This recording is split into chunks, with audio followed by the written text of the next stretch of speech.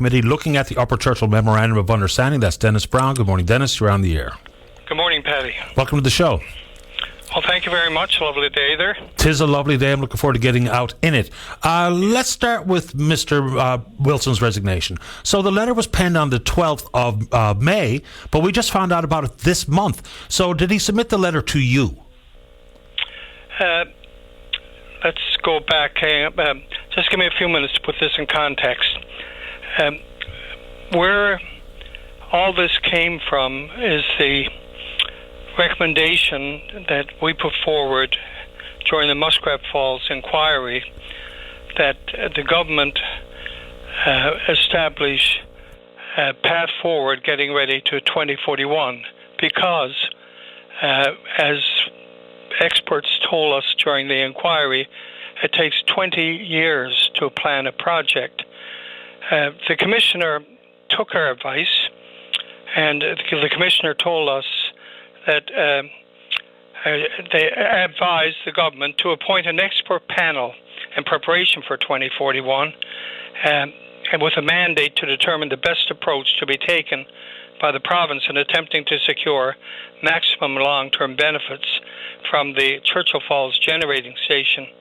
And the panel should be properly funded and include experts who are best able to assist government in preparing for negotiations with Quebec. So that's what the chair of the Muskrat Falls inquiry, Justice LeBlanc, advised. The government put that panel in place in 2022. Unbeknownst to most of us, it was a panel of experts from Newfoundland and from elsewhere, and they all had expertise that they hired, and to find the ways and means what we should do toward 2041. And it's my understanding all the alternatives, everything was looked at, and out of that panel, negotiations started with Quebec. We had Carl Sullivan and Jennifer Williams and the excellent team at Hydro that they have, and from there, the MOU was born, and the MOU between it's not a contract. The MOU is not a contract. The MOU anticipates that there would be negotiations toward definitive agreements. So what happened then at the legislature, the MOU was discussed, and out of the legislature, the government members and the third-party members and the independents suggested that there would be, I guess, an independent Churchill River negotiation oversight panel. So I was not aware of any of that at the time, that all this was transpiring. So I got a call. I was a consumer advocate at the time. I was doing work at the PUB, as most people know. We've had great successes there over the past number of years. So I got a call from some people from the third party asking would I chair the panel, and my initial reaction was no, because I was too busy, and then the members of the third party suggested that I take on the chairmanship of it, and I discussed it at home because we're busy there too, and Susan told me, yeah, go ahead. And so I called them and I agreed to do it. The first job I had to do was to put together a three-person panel. So I was hitting the ground running because the legislature had already moved on this, and this was late January, I guess. So okay. I made a determination as to who should be on the panel, and I tried to find people who had experience with me at the PUB, and I was lucky enough to find some, but others were conflicted, etc. So I looked around and got advice from people, and I nominated Mike for the job. So we started the job in at the end of January, and start putting things together. We all signed confidentiality agreements and contracts with the government, and I'm getting to where you want to go.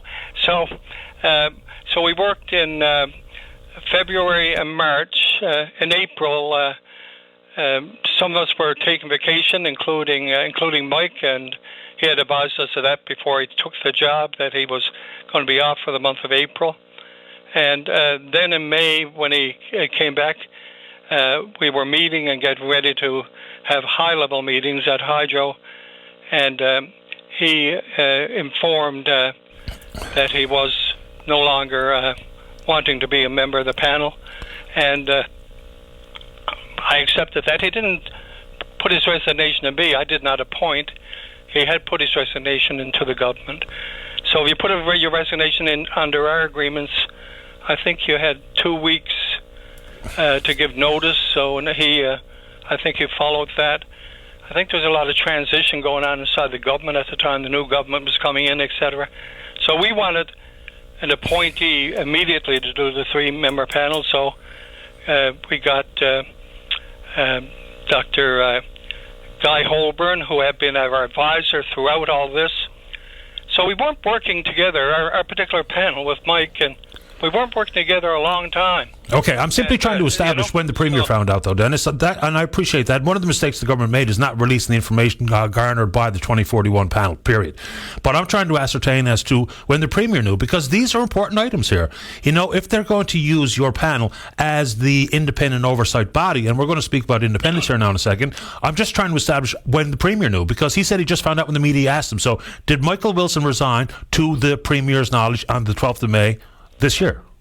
Well, no, Michael Wilson, from my understanding, and I got to be careful here because we're discussing confidential matters, but I know that he did inform us around May 6th that he had resigned. There was no discussion within the panel about his resignation, and we were all working well together, I thought, and we were rather surprised, but he decided to do that.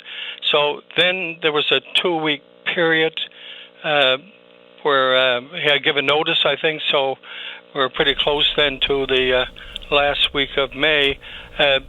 We announced, the government announced, and I think it was June 6th or 7th, that Dr. Guy Holborn was now on the panel, and it was picked up in the media at that time that Mike had resigned, and there was some discussion in the media about it. We announced it on our website when we did our annual report in early July that he had resigned. So it was known to everyone at that time. I'm going to get you to react to some of the comments from Mr. Wilson. This is a quote from him. The independence of the panel became impaired, and I no longer believe the panel's reports would meet the public's expectations and need for independent analysis supported by a full and frank commentary. Your reaction? We were never impaired. We were all capable and competent of doing our jobs. And remember who we got on that panel. We got Dr. Guy Holborn, who testified and gave evidence before the Muskrat Falls inquiry. He's an expert on oversight panels. We got Doug Bowman, who worked with the World Bank in every capacity, worked worldwide on projects, and they were all familiar with MOUs. We got access to all of Hydro's experts. We're getting briefed by J.P. Morgan, by Stikeman Elliott, by McGinnis Cooper, by Power Advisory. We have all that going for us, and a lot of that happened, after Mike left. So we are completely independent. We have every ability to do this job, and we'll do the job as well as I've done other jobs for the ratepayers of the province before the Public Utilities Board. There's a lot of discussion about the MOU. We're into the political season now, but we always be mindful that the MOU is not a legally binding document. I think with one or two exceptions inside of it. So it's a mechanism which commits the parties to further negotiations, and that will culminate in a number of definitive agreements. the definitive agreements, as we approach them, we will give advice to the public as best we can. But we have to remember we are doing oversight. We are not able to impair negotiations. We are not negotiators. Right. But we have to be briefed on them, and we're getting briefed on them to the best of their ability. Everyone is really conscious of the fact that we don't want Hydro-Quebec, who are the other party in negotiations, to get any heads up on where we're coming from in our negotiations.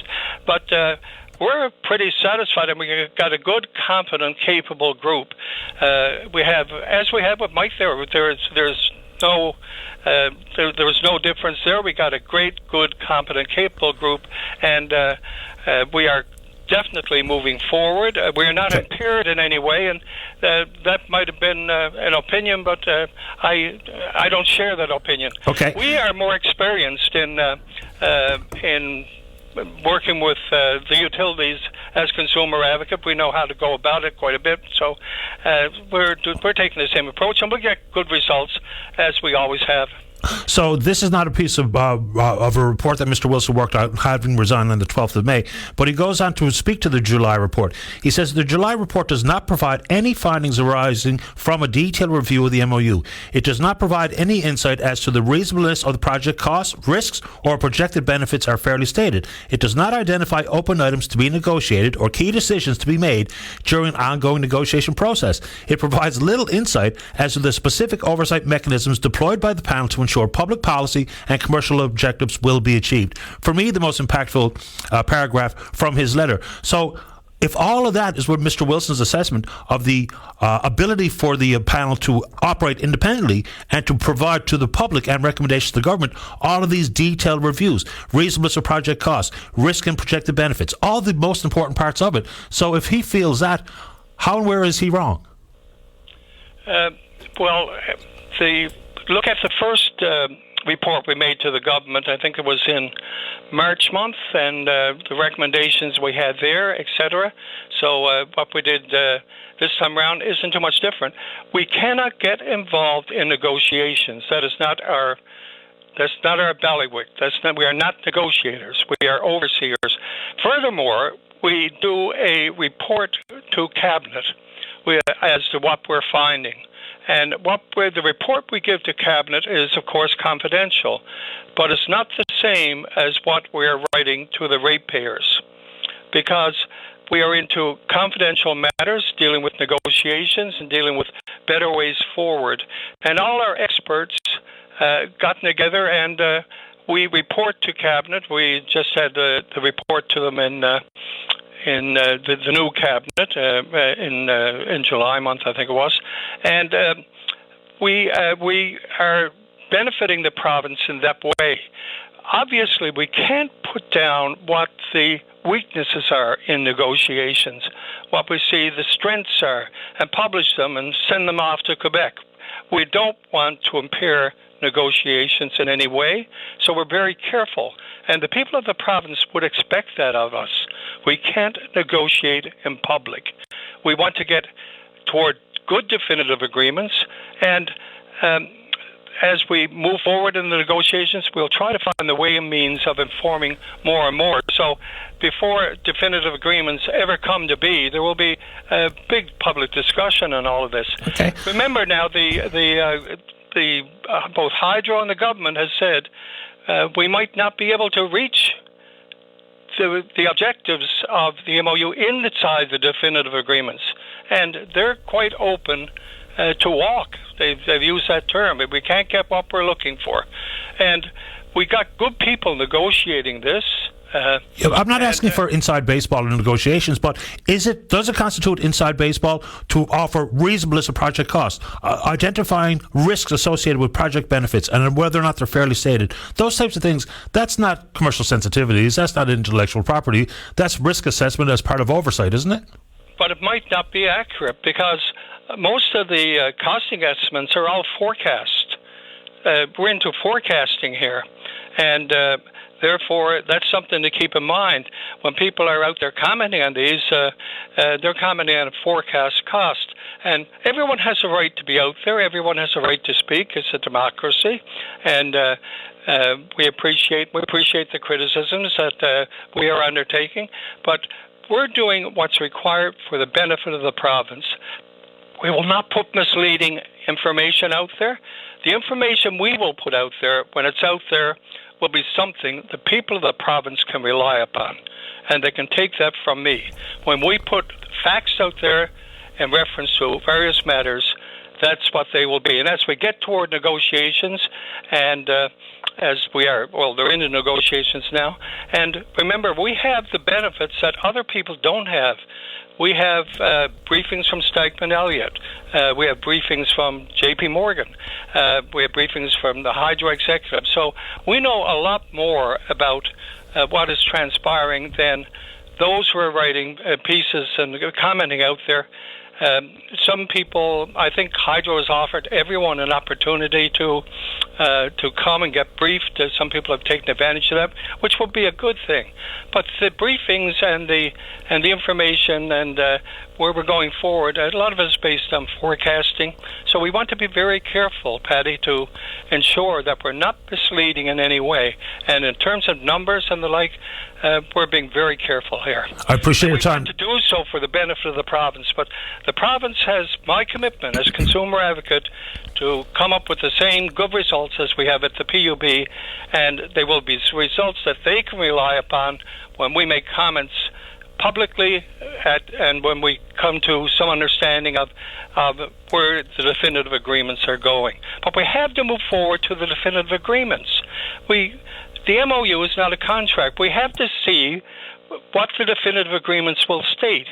To be out there having big discussions on the MOU and say it's no good or tear it up or whatever, and everyone has a right to say whatever they want, and people are. We understand people are testy about this because we've come out of the failed Muskrat Falls inquiry, brought out all the news, what went on there. It was a failed project. It's costing the ratepayers $500 million each and every year to go toward their bills. It's costing the Treasury to keep prices affordable. So we know, and nearly everyone who's been involved with, we actually have Barry Learmonth now, who was counsel to the Muskrat Falls inquiry, with us too. So we're not doing another Muskrat Falls. I appreciate the time. That is for certain. Thank you, Dennis. Listen, thanks, Patty. Take care. Bye-bye. Take care. Bye. It's Dennis Browne. Let's get a break. Don't go away.